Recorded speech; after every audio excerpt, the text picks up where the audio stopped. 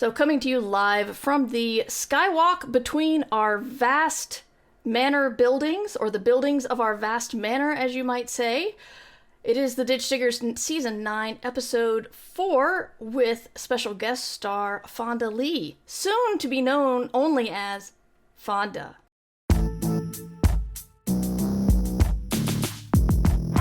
Ditch diggers appear and ain't no wannabes here with some not so nice advice for your writing career. To be clear, no punches will be pulled, but the punch may be spiked how they like before they get on the mic. To my left we got the mighty Mer Lafferty, and if I piss her off, believe me, she'll come after me. And her co-host Matt Evan Wallace on the right. Yes, she may be half as hype as she can take him in a fight. So settle in, folks, buckle in and boot up. Time to meddle in a way to make your writer shut up. It's hard work, but the perk is that it's fun and exciting. Facebook will still be there when you're done writing. Ditch Diggers!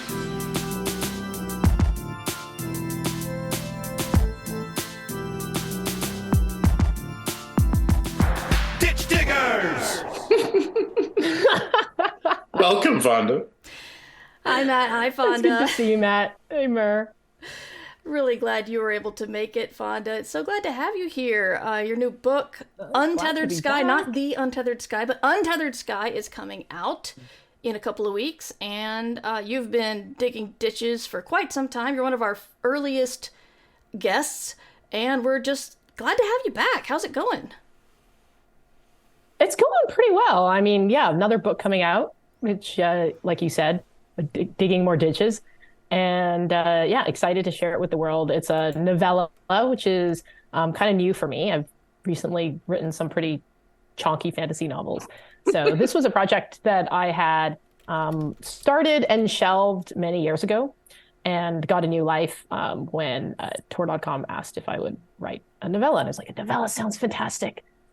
Sounds short. Short sounds fantastic. Short sounds anything but 500 to 700-page tomes. Yes. Yay. I have actually had the opportunity to read the novella. I was very privileged to read in advance a copy of it and give a blurb. And Fonda, like, I legitimately am a huge fan. Like, all the way back to when we had you in 2015, and I read Zero Boxer. Like, you just was like, Fonda writes my shit. Like, Fonda's my kind of author. So I've been a fan all that time. I'm so delighted. And this may be my favorite book of yours, to be totally honest with you. Oh my gosh. I'm a huge monster hunting story mark to begin with. Like, it's one of my favorite like sub-genres. And this is just like, it's you doing monster hunting your way, and it's amazing. I absolutely, legitimately loved it. And I really hope everybody gets into it and digs it, because it's so good. I want to see this as a movie or a TV series so badly. Like all of your stuff, I want to see how that happen too. But this would just be so good. So I really, really loved it, man. Congratulations. Oh, thank you. You totally made my week, month when you loved it. Because I feel like you are my target reader in many ways. And so it's like, oh, Matt loved it. Yes. It worked. I hope there are a million more of me that I'm not aware of. I tend to think that I'm a singular I would love individual. that. Yeah. Just if we could just clone you for, another 300,000 Matts, then I could, then my career would be set. I'd be short-term clones, just enough to buy your book and read them, and then perish and melt cease away. to exist. We don't need a bunch of me out there running around. That's a terrible idea. But in the short term, only if just you for could your control all the other yous, like if you were the alpha Matt, I think. Well, the alpha Matt. When Calvin tried to clone himself, and he just for someone else to do his homework, but he realized all the clones were just like him and wanted someone else to do the work. That way lies danger. It does, and I mean, it's an apt metaphor, because honestly, like, I worry about a bunch of me's wreaking havoc, but they really just sit around and watch YouTube videos all day and try to avoid writing. Like, it wouldn't amount to anything. Yeah, a bunch of Mers would sit around and play with the Switch and then argue over the Switch. Because one Switch, several Mers. Because there'd be one Switch, I was going to say, yeah. Bad. Yeah, I feel like all the Fondas would like divvy up the work and then all like just sit around feeling like bad that they had. Like, it'd be a really strong start. A really strong organizational start. It's like, we've divvied up tasks, we're all good to go, but then it's just like you realize you're still you with the task in front of you. Right. It's like, now I'm just procrastinating. Like, now all of us are procrastinating together. Yeah. It's just infinite procrastination. It's like Inception, but just with a bunch of writers sitting around not writing. Yeah. Most boring clone story ever, honestly, now that we really think about it. But anyway, this is neither here. I love this. There isn't going to be a clone army of me to buy Fonda's book, sadly. So everybody else listening to this absolutely should, because it's very, very good. Yes, the link is in the chat, and the link will be in the show notes. And remember, pre-orders help out authors so much. So if you can, give it a pre-order. Matt, how are you doing? Do. And there's also a pre-order campaign going on. So if you pre-order before it comes out, you can get a laptop sticker and a signed book plate. Oh, stickers! Come on, who doesn't love stickers? Everybody wants stickers. Actually, I want to talk about that. I should make a note, but because I want to check in how Matt's doing. Oh, right. We always do that in the show. I always forget. Yeah, but I want to ask about the pre-order campaign. But Matt, how's everything going? Everything is going. I'm grinding. We talked about my new agent on the last episode, Becky Lejeune at Bond Literary, and Becky and I are hard at work pitching things, sending pitches, and then also working on the 2 books I have coming out this year, which is Savage Crowns, which I actually just got a starred review from Library Journal, which is nice. Congrats, dude! That's awesome. Thank you. Awesome. It made me happy. It's the last book in the trilogy, so wrapping that up, and I've been working on that trilogy for what seems like forever at this point, and finally putting that to bed is a big deal. So that's coming out in June. And then I have a new middle grade novel, Nowhere Special, coming out in October from Catherine Teagan. And Becky has been very lovely, even though she doesn't rep either of these books, and really working with me on the promotion and the marketing side of things to help them. So extremely happy with my new agent relationship, and we're kind of working on just sort of writing a ship that was starting to list a bit. So I haven't actually been doing a ton of writing book-wise. I mean, I write for a living for video games, and that's going fantastically well too. But on the book side of things, it's been more about prepping for books I have coming out, and then putting together proposals and pitches for projects that I want to write and getting those out. So, but I'm feeling really good about everything, man. I feel very, very revitalized as an author, and I'm excited about what's coming up this year. Yeah. How about you, Mer? You have things happening. Me. I took 2 weeks off for some personal family stuff, and I'm back at it now. You know how when you do productive procrastination, and sometimes it's just, oh, I did the dishes for the first time in 2 weeks, only because I didn't want to write, kind of thing. But I started a project I've been noodling about for a couple of years, and I've been trying to figure out if this is a novel or a novella or like a podcast script or something, and I've really struggled with it, and finally I got the I felt like the last puzzle piece fell into place, and the log line is or the comp titles, it's Red Shirts meets Hallmark Christmas movies. So I love it. I love it already. Yeah, it was good. It was trying to be a rom-com, and a good pitch. It just didn't work until I realized the Red Shirts angle had to be there. So I've been writing like hell on that, which is good, except I also have book edits due, so I need to get back down to that. But yeah, otherwise, I'm doing okay. Things, all the crap that's happened in my life have been scheduled crap and has gone as well as it can. So, or rather, I should just say the stress that happened did not get any more stressful than it could. No, wait, no. Everything has gone according to plan, but some of the plan was stressful. How's that? I think that was very well put and well articulated. Right, yeah. I understand why you've been nominated for so many writing awards now. I never know when you're serious. Dude, I'm really glad that the stress level didn't increase. But I mean, I was just thinking while you were saying that, it's like not to opine or be like, oh, us poor authors, but it's just one of the hard parts of the job is I think we have a job that just is affected by stress in life, on a different level than like most jobs you go to where it can be sort of a paint by numbers thing. It's like I go and I do this thing every day, and how I do it is dictated for me. When you have to like literally make up everything from scratch or it doesn't exist, like it's just the stress and everything can be a lot harder because it prevents you from doing that. And like then you have nothing to work with. Like you have to come up with the ideas and create the world and create everything that you then write down, or else there's nothing you can do about it. There's no kit you can buy or pre-form you can buy or whatever. There's no template. There's no, I still know how to build a chair and I have all the materials here. So even if I'm feeling shitty, I'm not enjoying it, but I can still build the chair. Like, you can't build the chair because there is no chair. You have to literally create it from scratch. So that was a little rambly, but that was just what was occurring to me while you were talking. Like, that just... No, it's totally true. Yeah, when life gets in the way, it really sucks, because it literally prevents you from doing your job. Yeah. Even when you want to do it. Especially because, like... Sorry, I mean, generative creative work takes a lot out of you, like brain space wise. So if your brain is being like consumed with other stuff, it's hard to like find that state, right? Like that flow state where you can actually be sort of play around. And I find, I mean, sort of like in the like what Moore was talking about, planned stress. Like if I know there's going to be planned stress coming up, or like some situation is just going to make it hard for me to be creative, I've now over the years, I've tried to figure out like what lower effort stuff I can do during those periods. Like if I know I'm going to be traveling, I'm going to have a bunch of family stuff coming up. It's like, can I do copy edits during that time? Can I like update my website, like do the sort of author admin stuff, or like the lower effort writing stuff. And I'll try and plan that around those times, because you're right. Like it's hard to do the sort of the deep work that we need to do as writers. So you have a backup plan. That's just a stunning revelation for me, because I just shut down early. That's amazing. Yeah, me too. That's a really good. I don't know if I'd call it a backup plan so much as like kind of like flailing for like what I can do to still be somewhat productive when I'm not being productive.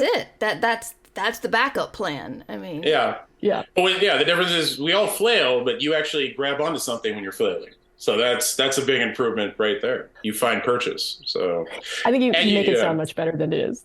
Well, I just have a lot of respect for that, because I just do the flailing, but I don't actually look for anything to reach and grab onto. So I'm missing that last step. But you hit upon another thing, which I always like to reiterate, which is like doing this. We talk about the generating thing and the deep work on the creative side, but then there's also the part where you're literally running your own small business. And not enough time is spent talking about how that's a big part of being an author, is you have this. I love what Preemi said in the chat. I'm my own boss, but I'm a terrible manager. That's so relatable. Yeah, absolutely is. Sorry, I totally missed it. Yes, I think the majority of us can be terrible managers, and it's not. Hopefully you do get help. You get an agent. You have people. You have some kind of support system that can help you. But ultimately, it kind of just does fall to you to manage all these things. Yeah, man, it's tough. So anyway, so that's what Murr's doing. So Fonda, we covered on, you have the new book coming out. We covered a little bit, but as far as what are you up to? Are you working on the next thing now? Like what's going on in your business life? Yeah, I feel like I was kind of last year where you are now, Matt, where I was like doing a lot of proposing and like figuring out what my next project was going to be, because last year was my year after the Greenbone Saga trilogy finished. Right. So I was at this place where I was like, wow, I finished this huge project. I have all these ideas that were sort of backlogged, but I also didn't know what to work on next, because there were all these considerations like, do I want to do another fantasy project? Do I want to do a sci-fi project? Do I want to, do this or that? And what's like, what do I personally want to do? But what is also, my, for lack of a better word, my brand now, right? Like what else will like readers want from me? So all those things were like kind of swirling around my head, and I was doing a lot of writing proposals and shopping them around. And what happened was that I ended up having two projects take off, and now I'm under contract under like 2 new book deals, 2 duologies, and now I have to actually like write like a shit ton of stuff. Well, first of all, congratulations. Congratulations. Great news. Yeah, no, it's all good, but it's one of those like, oh gosh, like you probably had these situations too, where it's like, oh gosh, I'm like, I don't know what, I feel like I'm not doing anything now, to like, now everything has arrived and now you have to do it, right? So Untethered Sky launches in April, so I'll be promoting for that. And then I have a Greenbone Saga short story collection that comes out in July from Subterranean Press, and that's done. But that'll go out into the world in the summer.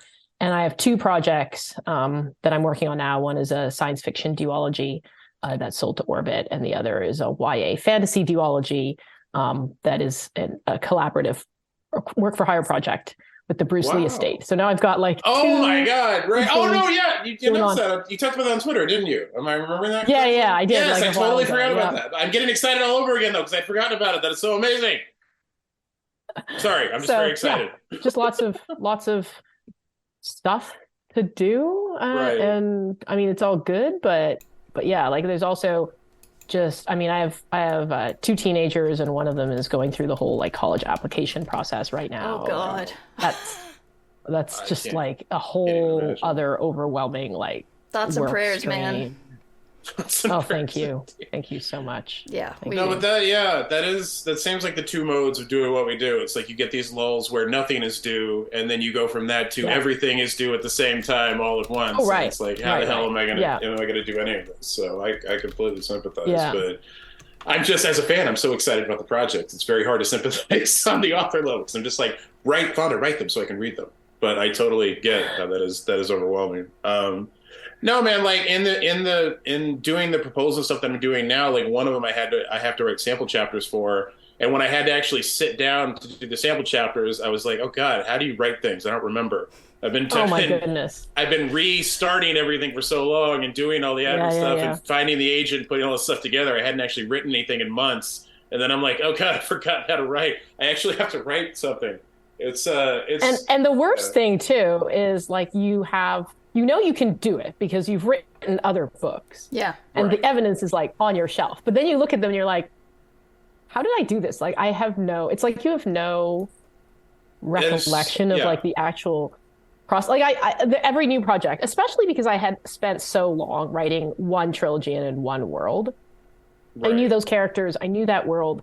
Starting something new, you have this like, there's sort of this terrifying just like blankness that comes over you where you're like Googling how to write a book. Yeah, I have this, I mean, even though I've been doing a podcast about this thing for quite some time, I still feel like if I just get the next issue of The Writer or Writer's Digest or pick up the next craft book, it's going to teach me something new. And then I read it and then I think, oh, what I really need to learn how to do is write these articles because I know all this shit. I just didn't think to put it in an article and sell it to the writer. And I've been doing I pull up Save the Cat Writes a Novel to get the story beats down. And I know whenever I actually try to outline via that kind of story beats, it gets all bland and boring. And I talked about this on I Should Be Writing, but I have only just now realized that I cannot answer the question, how long does it take you to write a book? Because I don't know. Because I don't know where you start counting. I don't know when you stop counting. I don't know, do I count the couple of times I get started then realize I'm telling from the wrong point of view or going in the wrong direction, or I'm 2 years too early or 3 years too late in where the story needs to start. And I've accepted the fact that my beginning process is going to be a lot of stops and starts. I've at least accepted that. But still, it's like the idea of estimating how long it's going to take me to write something, I don't fucking know. If I have a deadline, I will try to put it within that deadline. But, like, just people tend to ask, like, how long does it take you to write a book? It's like, oh, well, if I just wrote 1,000 words a day, sure. But are they the right words? I don't know. Are they the right words? That's a terrible question to ask, but you have to ask it. That's exactly. Yeah. And also every project's different, too. That's the other thing. Like, some books, you know, you write in a couple of months. Some books it takes literally years to finally get them out. So that's a very subjective issue. So Fonda, with the release of your new monster hunting novella, excuse me, following your gigantic epic trilogy, I'm only saying this because, you know, my last original book was nominated for a bunch of awards, and early on when you release a book, you think, is anybody going to like this? And then if they do, then you think the next book, oh my God, they're not going to like it as much as the last one. And because you were also nominated for a Hugo and have won lots of awards, how do you feel moving on to this new length and completely new world? Oh, it's terrifying. Okay, good. I mean, I don't really. I'm relieved. I think you hit the nail on the head when you said that, like, there's this this voice in the back of your head that's like, oh gosh, like I did something and people liked it. Can I ever do it again? Yeah. Right, like that. And I think there's that anxiety of is this too different from, and Untethered Sky is very different from the Greenbone Saga. The Greenbone Saga has been my most successful work to date, but I also needed to write something different after I was done it. So there was part of me that was like, I want to write this. It's a project that I'm fond of, and I want to see it through to completion, but also, like, is anyone going to follow me? And if it isn't as successful, and I have no expectations for anything that I write to live up to or not live up to, like what I've written before. But at the same time, that there is a career that you're trying to build, right? And there's absolutely that anxiety of, like, you're only as good as your last project.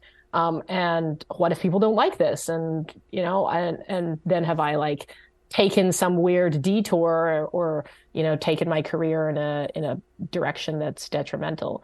But at the same time, you have to kind of silence that voice in order to be able to keep enjoying your job and being creative, because there's the external market pressure of, oh, you did this, people liked it, like, just keep doing that. Yeah. Versus the reason why we write is because we like to explore different worlds, different characters, different ideas, different voices in our writing. I mean, going from writing a big trilogy to a novella, going from writing, multi POV, like huge scope, big, lots of characters, to very tight and focused and, like, intimate story. Like, those are all awesome challenges for me as a writer. But you're absolutely right. Like, some of my current readers may love it, and some of them may be like, what? I don't want this. Like, I just wanted more of, what you've already done. And like, I don't want to follow you to something new. But yeah, like, I don't know how you, what, like, words of advice or wisdom you have about, like, dealing with that sense of anxiety of, like, oh, like, I'm shifting to something else, and will people like it as much? Because I'm very much dealing with that at this moment. I just remind myself I just got to keep moving forward. I can't, I could, I guess, self-publish, but I was not allowed to write another novel after 6 weeks in the same universe. And so I had to pivot and go to something new. And that was upsetting in a different level. But and working on hell, I don't know. Let's interview you more. You're doing good, dude. Go no, ahead. It's been weird knowing that I don't know what made 6 Weeks as popular as it was. And I don't know, and if I don't know what it was, then it's hard to do it again. And absolutely, yeah. So going to something new is scary, but going to something new is also really exciting. Because, I'm not writing a murder mystery at all in this new thing. It's totally different. Hopefully people who like my stuff, like my voice, and will go into a new area with me, because that's still the same. But it is fun playing with something new, and I try to hold on to that feeling for a while, if that hopefully keeps me from looking back going, oh, I've already peaked.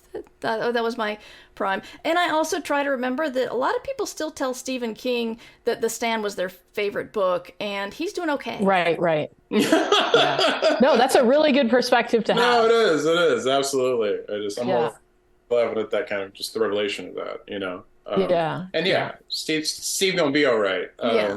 No, I think you really hit on something that resonated with me there, which is that idea of like you do a thing and it against all odds, really, because most books, I'm not gonna say any book, but I think like 99% of books becoming successful at all is so against the odds at this point. So you do something that's successful, and then you're like, I have no idea what made that successful. I want to do it again, but I can't bring any other than just doing that same book or doing another book in that series. How do I do that again with another book? Because we don't know. That's the thing. Most authors, and like even authors who think they do or say they do because they've had success, I'm not even sure they do.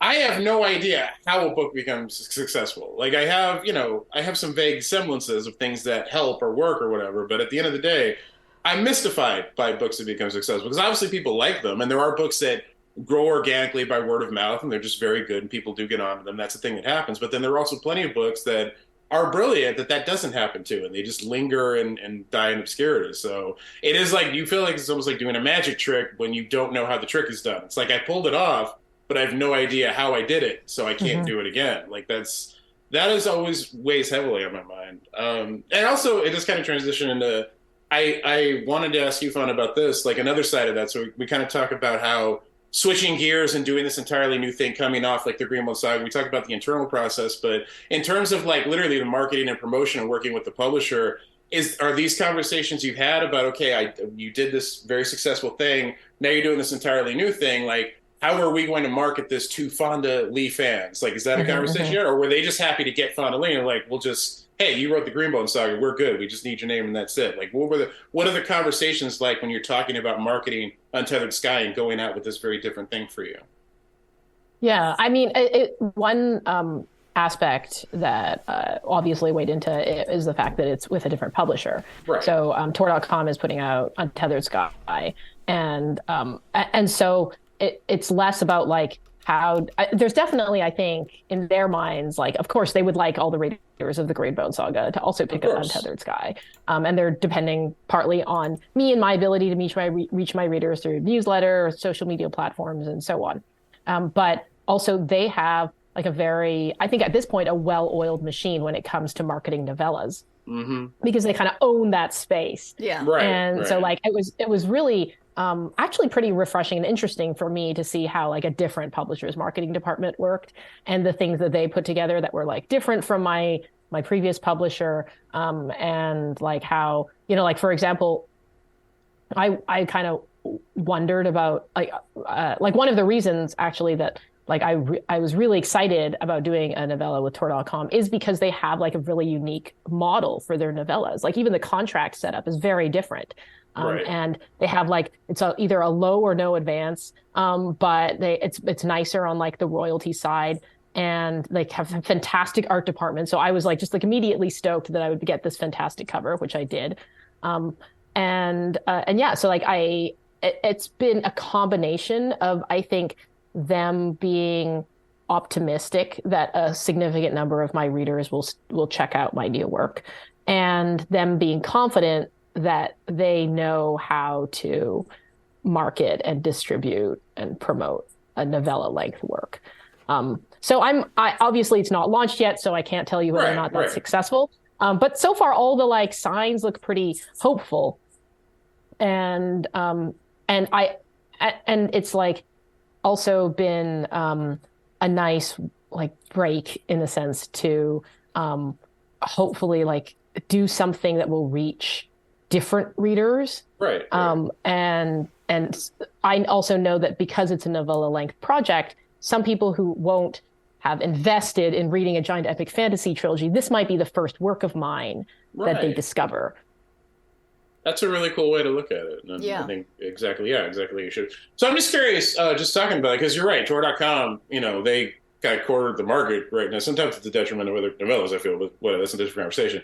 Did that factor into, like, if another publisher who didn't have as big a market share and as well established kind of a machine with novellas had come to you and said, do you want to do a novella, would you have been more hesitant than you were because it was Tor.com? Like, would it have been a tougher choice for you to make? Well, I actually did write another novella for Subterranean Press. Oh, and that was Yeah, and the reason why I think I was excited about that was because it was a spin-off from the Greenbone saga. So Right. it was a way for me to play in that world a little bit more, and to kind of do something that would have a like really beautiful limited edition hardback Oh yeah. and be something special that I could do for readers. So so yeah, I think that like having confidence that your publisher knows what they're doing. And in this case, like Tor.com knows what they're doing with novellas. Right. Subterranean Press they have a very specific role in our industry, and they do what they do extremely well. Oh yeah. So I felt yeah. confident working with them as well. So just kind of being confident that like my publisher wanted to work with me and knew what they were doing and could get the book out there, is definitely a big part of it. No, absolutely. I think that's a really important standard to apply to a publisher, to anything you do, really, in a very general way. Like, yeah, being confident in them and their ability to do it. And having a track record of some kind certainly helps. I mean, so, like you said, Subterranean is a very different animal than Tor.com, but what they do beautifully well. I have so many of their books; they're just like art. So, I mean, you know, you know what I mean? Yeah. And like, it's worth mentioning, I think, for, all the writers who are listening, that like I didn't intend to write either of those novellas initially. Like, it wasn't like I wrote it and then I was looking for a publisher like you do with your first novel. Right. You reach a point in your career where people come up to you with ideas or like, oh, would you like to do this? Would you write this? Will you contribute to this anthology? And for each opportunity, you sort of evaluate, like, is this something that fits with what I want to do? Right. And in the case of Sub Press, they approached me, and I was immediately like, oh yeah, I'd write a novella in this world. Like, that sounds like a lot of fun. And same with Tor.com. It was actually over a breakfast at a Worldcon in Dublin that my editor, Jonathan Strawn, sat down with me and was like, hey, have you thought about writing a novella? So that I think adds a little bit to the complexity of our careers at a certain point of like, what do you say yes to versus like, yeah, you say no to. Right? I think when Jonathan Strawn asked you for a novella, you say yes. Yeah. I mean, it's Jonathan Strawn. That's exactly right. Yeah. That's fair, but in a very realistic way, though, you do have to consider from a career standpoint still. You can't be starstruck, and you got to do it. Like, for me, honestly, I was very surprised when I was contacted about reading Untethered Sky. Just I hadn't known you were doing that, and in my mind, I'm thinking, Fonda's coming off the Greenbone saga. Like, I'm waiting for like the announcement for the new giant Fonda Lee epic fantasy novel series that's coming out. Like, that's what I'm expecting, and then I hear, a monster hunting novella from Tor.com. Like, I did not see that coming at all. But that was really cool when I heard that. I thought, no, I love that she's doing that. It's not what I would have expected at all. So I think there's value. Like, it's just a cool thing to do, first of all, and I'm very excited. It's cool, but I think there's value in kind of doing something unexpected. I think that could be categorized as unexpected like that, and like you said, reaching a new audience with it instead of just rolling on with, I do these giant, tomes now. Here's this sort of smaller and linked version of what I do that, people can access who aren't necessarily going to commit to the huge book, like you said. So, and, and I'm honestly just saying all this out loud because I want the authors listening to kind of get that vibe and understand, like, that's a choice you can make. You don't have to be locked into doing the same thing over and over again. You should look for new roads and new opportunities. It's a cool thing to do for your career, I think. Can I ask a question? Yeah, I don't know if it's like... Oh, sorry. Go ahead. No, I was going to just say, and it may or may not be like necessarily what your publisher wants you to do, or like the most optimal, I guess, career building thing. But I do try to look at it in terms of like the overall breadth of your work over your entire career. Will hopefully, there's coherence there because it's all you, right? But also, like you have to kind of, I think, work on what is catching your fire at that moment, because that's what'll go smoother, right? Like, I could have been like, okay, now I have to write another gigantic epic fantasy. And I have another one. Don't get me wrong. Like, I'm gonna write another, but it's a few years down the road, right? Like, I also like that. I think for me to do that might have been harder and slower and like not what I personally really wanted to do, as opposed to, what I ended up doing. No, very totally an excellent point to make as well. Yeah. And you're right. The thing that's going to catch fire for you, it definitely is going to go smoother than forcing yourself when maybe you're not ready to do it. Like you said, the next one would be years down the line. You may need those years to recover from doing that giant epic series. It's okay to give I'm yourself still that recovering. time. I have no doubt, dude. No doubt at all. Maria, you were saying? Yeah, I wanted to ask about your pre-order campaign. I've been hearing more and more authors doing that, and I'm honestly curious, is that your idea or is that marketing's idea? How much of the fulfillment, aside from signing the book plates, are you responsible for? And how have they shown you numbers as to what they expect the pre-order campaign to do? I've just been curious because I've seen more and more authors do it, and it seems like the rewards are stickers and a signature like yours, which seem to be easy to fulfill, and not so much of a nightmare that require boxes. Envelopes are so much better than boxes. I've learned. I learned Definitely. this. Oh my God, I learned this. Envelopes all the way. But I'm getting off track. But tell me about the pre-order campaign. Yeah. So in the case of Untethered Sky, the pre-order campaign is run by Tor.com. So my only real responsibility is signing the book plates. And then they will take care of fulfillment. They have a form that if you pre-order the book, you go in there and you upload your receipt and your mailing information, and they will send you the pre-order swag. So that's lovely. They designed the sticker and everything and the book plate. So they've been fantastic about that. I have also run pre-order campaigns on my own. And I did that for Jade War and Jade Legacy with the Greenbone Saga. And in that case, my publisher helped with creating like the swag that we made a really nice little piece of art that got printed out as a like a postcard size thing. And they also designed the book plate. But then I was in charge of collecting the pre-orders. I created a form for it and then fulfilling it. And that was like quite a lot of work because you're... Yeah. Sounds like a fucking nightmare. I'm like completely honest with you. It was like I roped my whole family into stuffing envelopes and licking and sealing envelopes and stamping. It was a considerable thing. So I definitely think that if you're an author and you're considering a pre-order campaign, first of all, like what publisher support are you going to have? Like take that into consideration. If your publisher is running it, awesome. You have to do very little work. But if you're going to run it yourself, you definitely have to think about things like how much postage you're going to incur, making sure that that does fit into like a flat rate envelope, because you can rack up postage very, very quickly. The cost of creating the swag and printing it and sending it out. And I mean, it's a decent amount. So I think it depends on, how, or what your goals are for the pre-order campaign. Like if your goal is to, get a certain uplift in sales, you have to sort of think about the cost benefit there, right? Like how many pre-orders do you have to get for this amount of effort for it to be worth it for you? Right. And it may work better for some books than others. Like let's say it's the second or third book in a trilogy. I think a pre-order campaign can do a lot for people who've already read the first book, and you want to like incentivize them to actually pick up the second or third book. And that's the reason why I did a pre-order campaign for the second two books in the Greenbone Saga. Oh, interesting.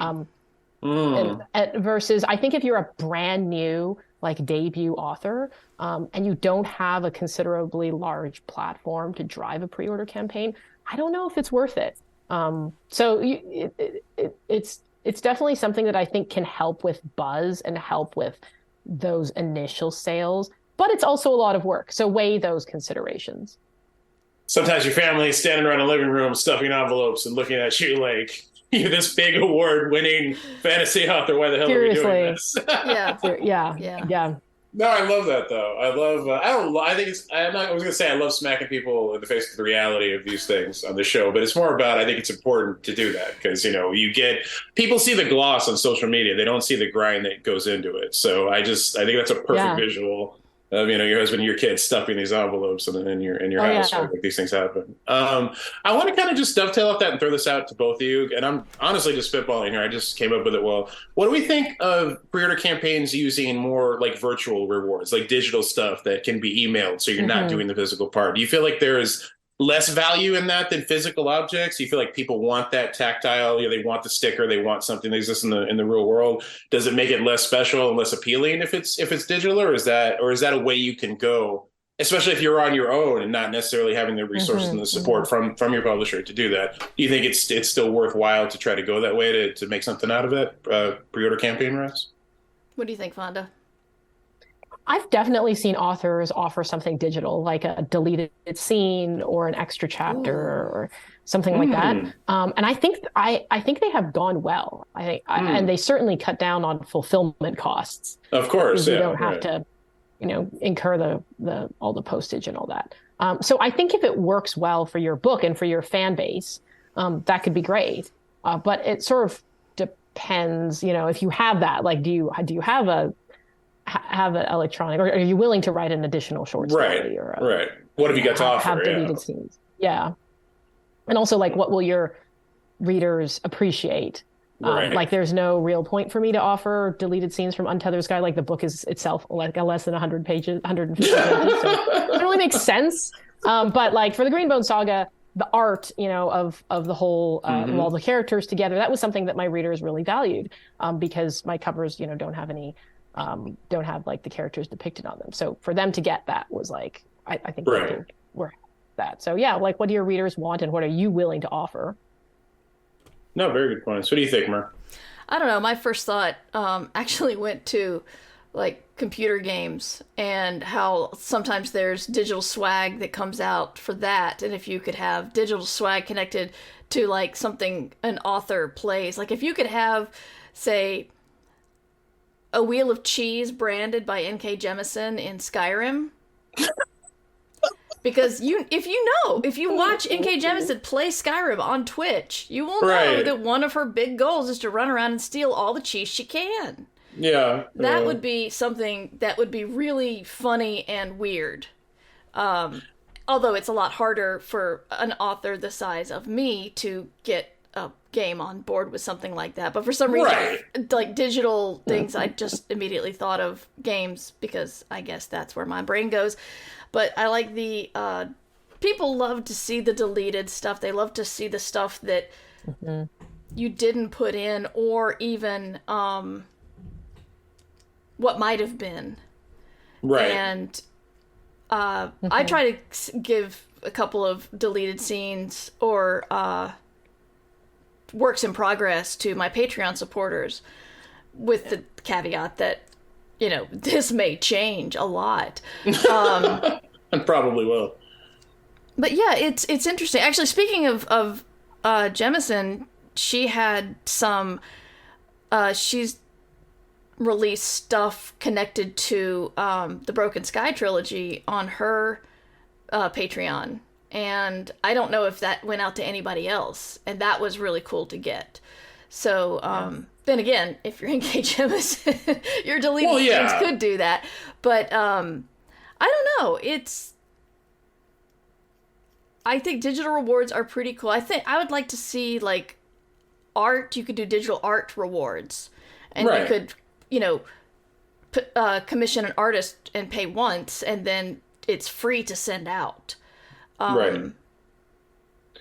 No, the idea of focusing on content with it is very interesting to me, like as opposed to, a sticker, as opposed to swag, focusing on the content side of things with that. Because it did occur to me when Fonda was talking, that does sound like a very Patreon exclusive kind of thing. And people do dig that when they're in. But then, you're kind of, like you said, you're targeting those people who are going to appreciate that sort of thing. But dude, Mur, I think the branded, like the sponsored, the Skyrim thing, that's a great idea. Like, and like you said, obviously not everybody's going to be able to get Skyrim to back him. Not everybody's going to be able to get a Fortnite skin, but I mean, it made me think of like, I'm doing the Void merch thing with Jordan. Like I have a merch store with Void merch that has stuff based on all of my books, and now I work those into giveaways with the Savage books coming out. That's cool. So like whatever level you're on, if you're publishing a book, it occurs to me, that's an idea you could explore. Go out and find smaller brands. Find brands that are looking for exposure themselves, and maybe partner with them to do something. That's a cool avenue to explore. That's something that I've thought about, Matt, but like haven't really explored. So I'm super curious to hear how the merch thing is working out for you. I have a Patreon, and that's been where I've put like short stories and Greenbone Saga related content. And in fact, the Subterranean Press short story collection that's coming out in the summer started off as me putting those short stories on Patreon. And then Bill at Sub Press was like, "Hey, if you did more of these, we'd put them out as a collection." And I was like, "Oh, okay, I'll do that then." But nice. It started out very much as like me I did like a travel guide to John Loon, just like the Greenbone Saga world, and other little behind the scenes type things, and put them out on Patreon. But I think that's kind of one among multiple ways that as authors we can sort of, this is going to sound terrible, but like monetize our content, right? Like, because we put all this work into like creating the thing, and like how else can we get it out there, like the different parts of it. And merch is something that I'm curious about, because it is something that, of course, all other IP run by a big company will do, but as authors we don't really, like, that's not something we it isn't. I've been preaching that for years. Like, I want author action figures. I'm like, because I come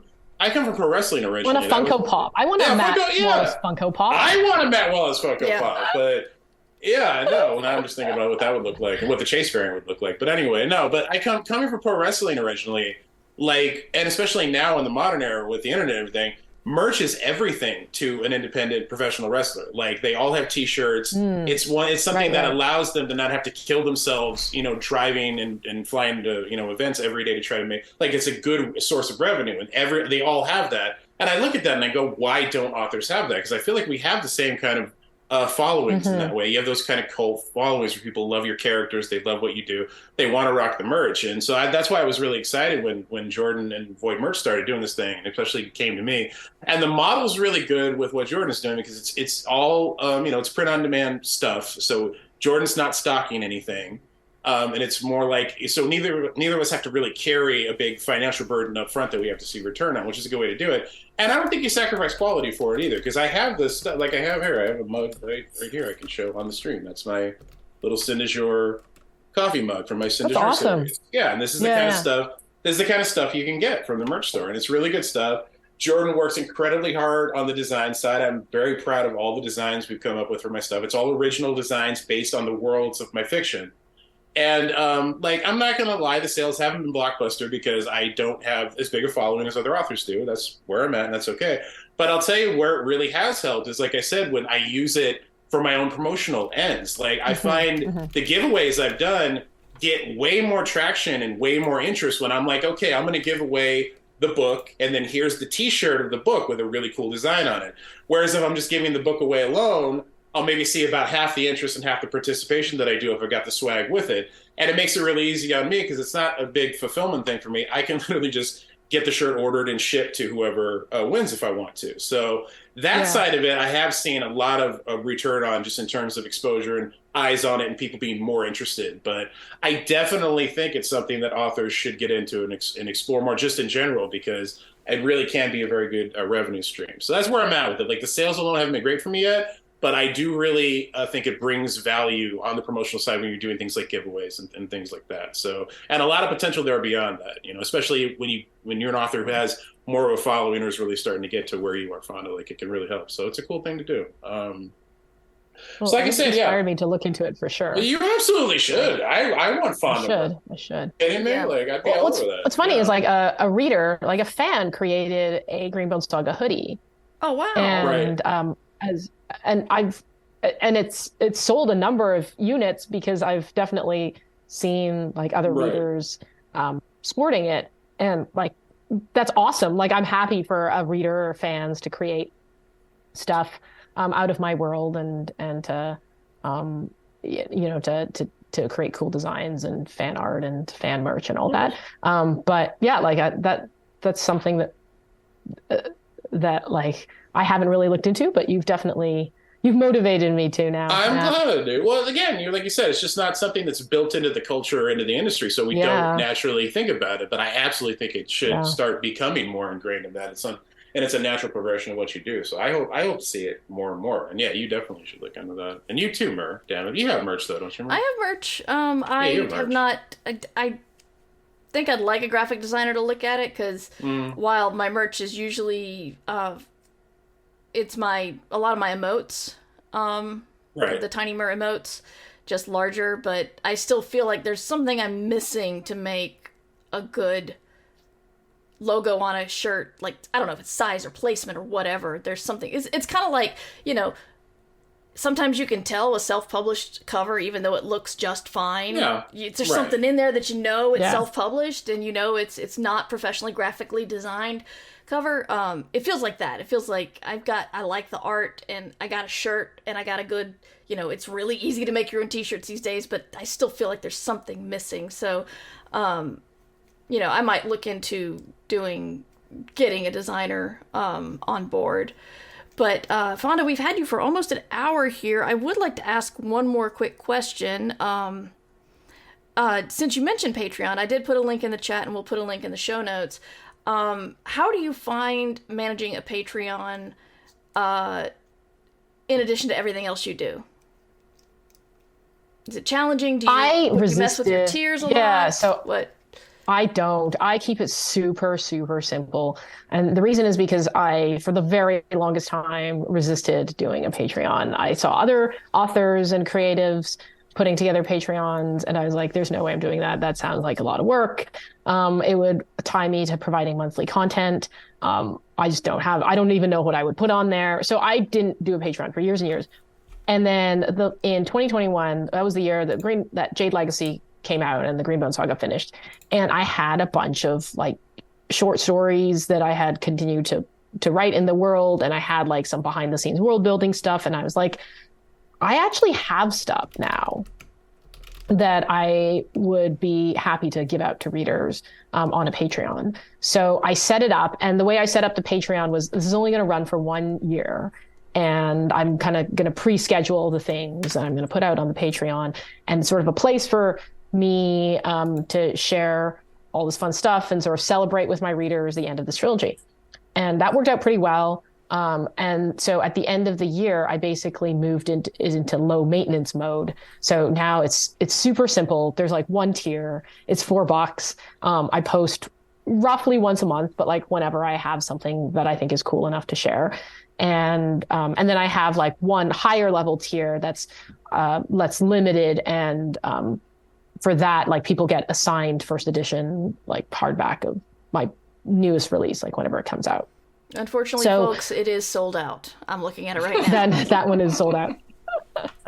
Yeah, but yeah, like I think you can get really hardcore with your Patreon. I've seen authors do amazing Patreons with multiple tiers, and they hold classes and critiques and writing workshops and like all sorts of amazing stuff. But that is definitely not something I feel like I have the bandwidth for. And I very much wanted the Patreon to be something that was manageable for me, but also still valuable and fun for readers and supporters. So that's kind of the way I approach it. I know for some authors it is like a serious whole other side job. And brings in a significant income for them. But for me to engage in Patreon, I had to keep it like at a certain level. And I think it's certainly doable. And I would say anyone who's considering a Patreon, just kind of go in with realistic expectations of like what time you can give to it and what you want to offer, and whether that's sustainable. Yes. No, it's salient advice, absolutely. And that kind of awareness, I think, it applies to everything you do as an author when you consider taking on or trying anything ancillary to the actual writing and everything else you do. Because, we already have a lot going on just by default. So you definitely, it's a good standard to apply. Yeah. How have you approached it, Mer? Oh, I've approached it by flailing about, changing my tier structure, doing tier changes, plateauing hard, getting polls out and hearing the oh so very, very sweet but ultimately unhelpful. We just want to support you.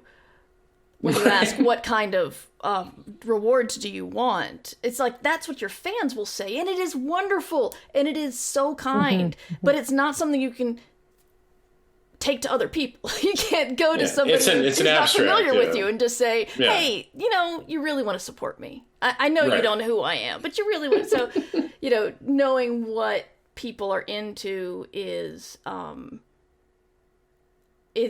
key.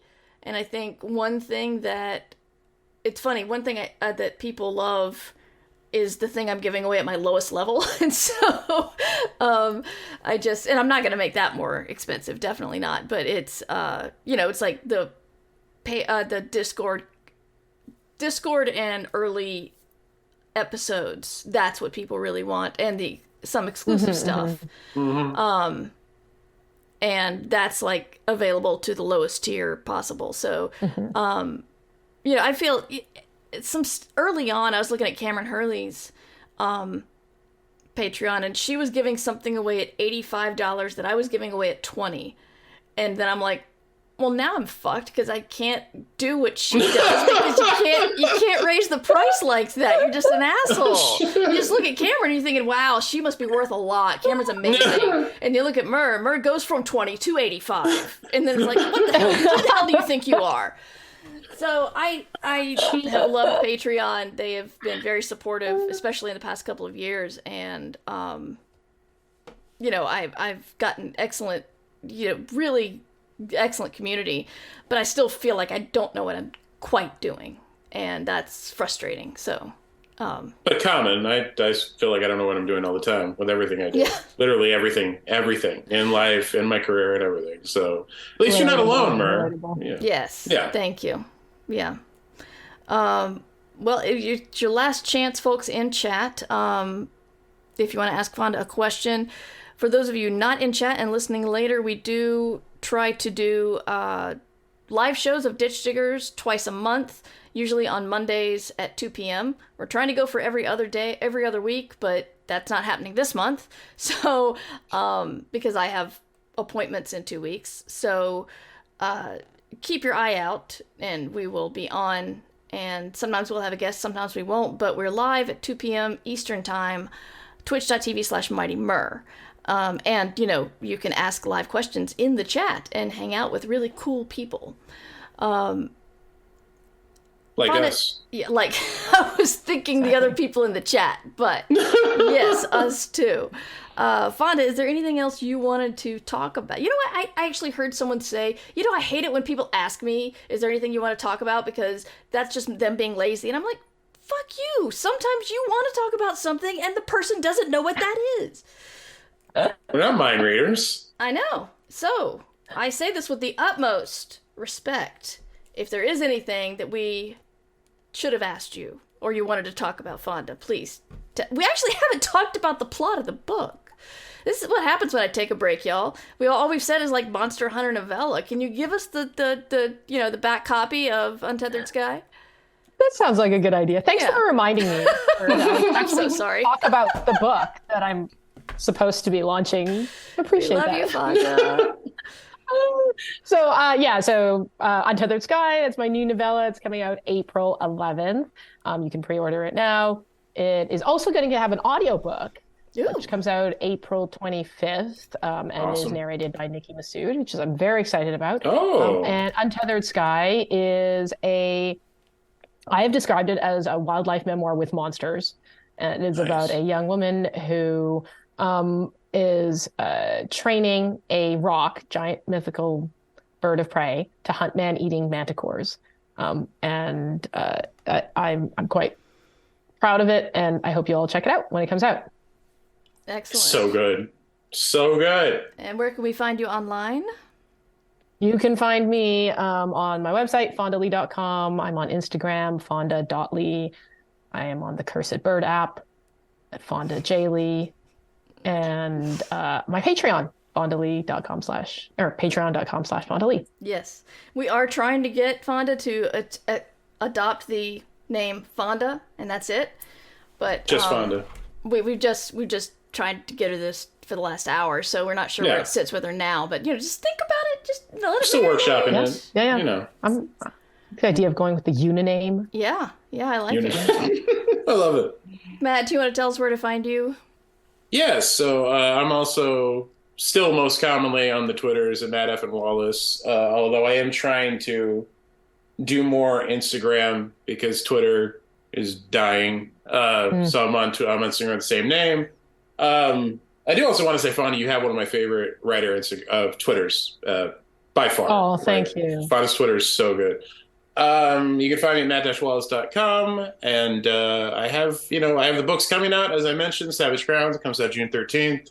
Nowhere Special comes out in October. I forget the day, but they're both available for pre-order now. Anywhere you pre-order your books, I always encourage you to support indies, and they'll order the books for you if you just go ask. So support your local indie bookshop. But yeah, do please pre-order those books. It would mean a lot to me. I'm finishing a trilogy with one, and the other one I think is the best thing I've ever written, to be honest with you. So please I'm go. super excited about that one. I mean, I love all your work, Matt, but like your middle grade hits, like, wow. Oh, Yeah. thank you so much. It's a totally it's been the source. And I mean, I've listened to the audiobooks with my son, like driving to sports tournaments and stuff, and so they've been delightful. That makes me so happy. I can't even tell you. But yeah, thank you so much. But yeah, so please do listen to Fonda and go support my middle grade stuff. Yes. What about you, Mer? You can Your find places. my stuff at merverse.com. And I have a new book, Chaos Terminal, which is out in November. You can pre-order it now, and the cover is out, and I'm very excited about it. I've seen the cover. I'm going to look for it. Yeah, it's really cool. I forgot to put it on the stream, but you can. It's up on various sites and my site. It's another cover by Will Staley, which is he did the first one, so you can bet it's going to be amazing. And I do a couple of podcasts. This one, Ditch Diggers, and the other one, I Should Be Writing, which streams live on Twitch, and then you can find it wherever you find your podcast. Just search for either my name or Ditch Diggers or I Should Be Writing, and you'll find it. I'm also on TikTok as Mighty Mur, Cursed Bird site as Mighty Mur, and those are the two places. I'm trying to move from one to the other, even though I hear that more people are trying to block TikTok. So I'm also on Mastodon, not terribly regularly, but I'm trying to get there more often. I guess we're all trying to find that Twitter replacement. It's just such chaos. Found it yet. It's all chaos. It's chaos. I'm taking the approach of just kind of like stand by and watch the carnage, and then like wait to see what emerges from that. I did just look up it's been going on. I just looked up the cover for Chaos Terminal. It's awesome. So good, right? So good. Yeah. I feel like those covers could be art prints. I've got the the first one hanging in my downstairs. Cool. So yeah. No, I love his work. It's so retro future. I really love it. Mm-hmm. But yeah, that's where you can find me. And thank you so much, Fonda, for being on the show. We should not wait so long to have you on again. But yeah, I have to write more books, I guess. I just write more books so I come back on Ditch Diggers. Yes, keep writing more books and then you can come back. Or, we could just have you on because you're awesome. I mean, that'd be fine too. Yes. It's always great hanging out with you guys. You too, Fonda. And we're going to try to raid Space Valkyries no, Space Valkyries stopped being live, apparently. I missed the window. Oh no. You raid somebody else? I don't know how Twitch works. I don't know anybody else who... There are no other Twitchers. Do they call them Twitchers? What do they call them? Streamers. I can see them. They're live right now. It should be called Twitchers. Twitchers, yeah. Well, you could say that and try to get that... Me and Fonda will try to get it going. Yeah, try to get that going. Yeah. Did that work? Okay, I did make the raid. Okay, we are raiding Space Valkyries. The raid call is hashtag #merraid, and any of my emotes, or just say hi. I believe they're playing Infinite Guitars, which I think is a new rhythm game, maybe? But anyway, also amazing author. They had their first pro sale in Beneath Ceaseless Skies last week. Nice, congratulations. I recommend you checking it out. It's a really good story. And then go and yell that you're excited to be in Beneath Ceaseless Skies authors Space Valkyries chat, because that will make them delighted and possibly embarrassed, but in a good way. So yes, everybody go do that. Yes. This podcast was produced under Creative Commons Attribution, Non-Commercial, No Derivatives License.